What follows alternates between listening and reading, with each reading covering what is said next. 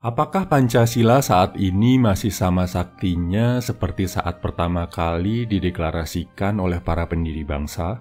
Gua rasa pertanyaan ini nggak perlu dijawab ya. Kita udah sama-sama tahu jawabannya. Lebih baik kita bersama-sama menyalakan lilin daripada sibuk mengutuk kegelapan. Pertanyaan yang harus kita jawab adalah, bisakah kita membuat Pancasila jadi lebih sakti di masa depan? Jawabannya bisa banget bro. Negara kita bisa kuat kalau makin banyak pria-pria kuat di dalamnya. Bukan cuma penguasanya yang kuat, tapi kita sebagai rakyat juga wajib memperkuat diri. Gimana caranya? Jadi warga negara yang kuat dijelaskan di dalam Pancasila. Gua akan coba menjelaskan Pancasila sesederhana mungkin biar kita bisa lebih paham cara menjalankannya. Ketuhanan Yang Maha Esa. Syarat pertama kalau lo mau jadi kuat adalah dekat dengan Tuhan. Simpel kan bro? Kemanusiaan yang adil dan beradab. Lo harus jadi cowok yang adil bro. Jadi orang baik. Sebagai cowok, harus cinta sama sesama manusia. Pastikan tindakan lo sehari-hari ada manfaatnya buat orang lain.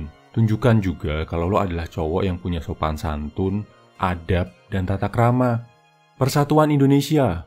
Fokuslah untuk mempersatukan, bukan memecah belah. Gimana caranya kita sesama cowok bisa bersatu, saling menguatkan. Bukannya saling hujat, saling hina, saling bikin down satu sama lain.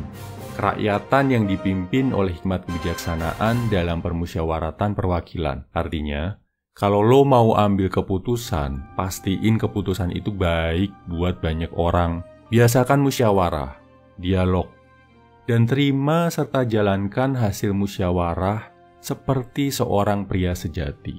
Keadilan sosial bagi seluruh rakyat Indonesia. Bersikap adil ke diri sendiri, bersikap adil ke orang lain, adil dengan cara membela dan mengungkapkan kebenaran.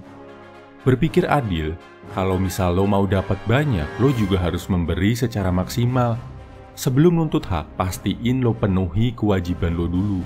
Gua percaya, kita bisa jadi generasi terkuat yang pernah dimiliki oleh bangsa Indonesia. Sepanjang kita sadar dan paham apa yang wajib kita korbankan untuk jadi kuat.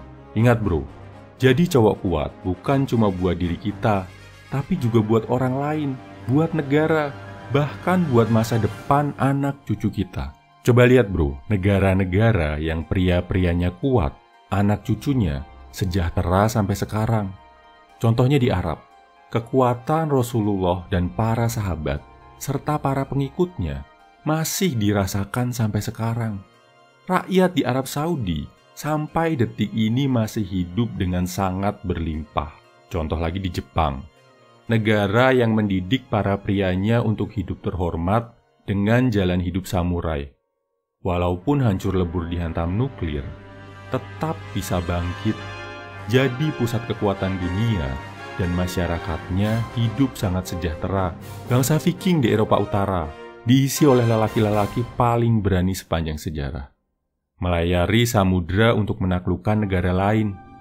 Sekarang, negara-negara seperti Swedia, Norwegia, Finlandia jadi negara dengan tingkat kesejahteraan, pendidikan, dan kesehatan terbaik di dunia. Kalau kita kuat, Indonesia juga pasti kuat bro. Gua sendiri bikin channel ini bukan cuma buat besok, minggu depan, atau bulan depan. Harapan terbesar gua sebenarnya, gua bisa kasih kontribusi walaupun kecil aja buat Indonesia di tahun 2045. Kenapa 2045?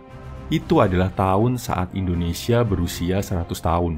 Dan tahun di mana kita, generasi yang sekarang, udah cukup umur untuk jadi pemimpin-pemimpin negara, untuk memegang kekuasaan. Mungkin nanti ada dari kita, ada dari lo, yang memegang amanah tinggi di pemerintahan. Kalau kita udah terlatih kuat dari sekarang, gua yakin di tahun 2045, Indonesia akan jadi sumber kekuatan, jadi teladan buat bangsa-bangsa lain di dunia ini. Lo pasti bisa bro.